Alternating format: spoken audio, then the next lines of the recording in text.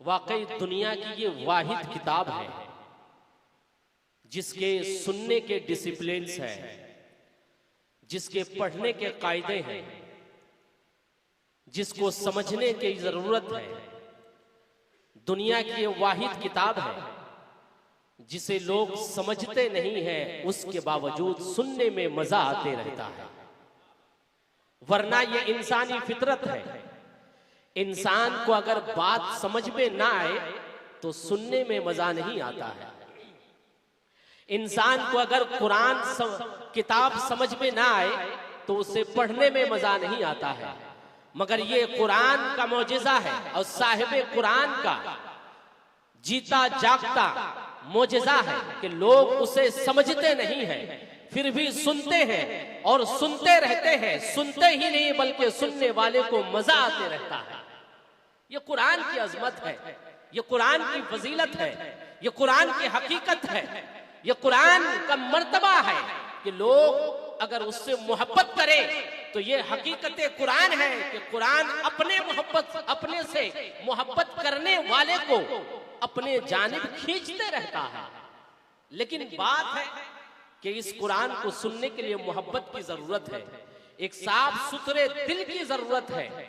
कुरान मुकद्दस ही वो किताब है कि तारीख इस्लाम का सबसे बड़ा ताकतवर इस्लाम का दुश्मन, पैगंबर आजम का दुश्मन, पैगंबर आजम का सर कलम करने के लिए अपने घर से निकलते हैं। ये कुरान का मौजिज़ा कह रहा हूं, जिस किताब को आप अभी समाअत कर रहे थे। ये कुरान की हकीकत है कि तारीख में है ये कि इस्लाम का दुश्मन, पैगंबर आजम का दुश्मन, कुरान मुकद्दस का दुश्मन कुरान को मिटाने के लिए, साहिबे कुरान का सर कलम करने के लिए घर से निकला है। मगर कानों में जब कुरान की आयतें आई है तो फिर ये मौजूदा कुरान है कि दुश्मने कुरान इस्लाम से और कुरान से मोहब्बत करने पर मजबूर हो गया है। हजरत उमर की जिंदगी का वो अनमोल वाकया हजरात सभी जानते हैं। यही वजह है कि आज जहां भी पूरी दुनिया में दुश्मनाने इस्लाम पाए जाते हैं वो मुसलमानों के साथ कुरान को टारगेट करते हैं।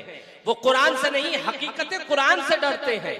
कुरान को बदनाम करने की यही वजह है कि अगर लोग कुरान को सही समझ लिए, कुरान के करीब हो गए, कुरान को जानने लगे, कुरान को पढ़ने लगे, कुरान को सुनने लगे, ये कुरान का मौजिज़ा है कि लोग उसे नफरत से पढ़ा करते हैं। मगर ये हकीकत कुरान है कि लोग उसे पढ़ने के बाद उससे मोहब्बत करने के लिए मजबूर हो जाते हैं। मगर इन्हें क्या कहे, किसी ने कहा है कि है कौले मोहम्मद कौले खुदा, फरमान न बदला जाएगा। अरे बदलेगा जमाना लाख मगर कुरान न बदला जाएगा। और खालिके दो जहां ने भी कहा है, खुदाए ताला ने भी कहा है, ला तब्दीला लिकलिमतिल्लाह, अल्लाह के कलाम में किसी तरह की तब्दीली नहीं हो सकती है।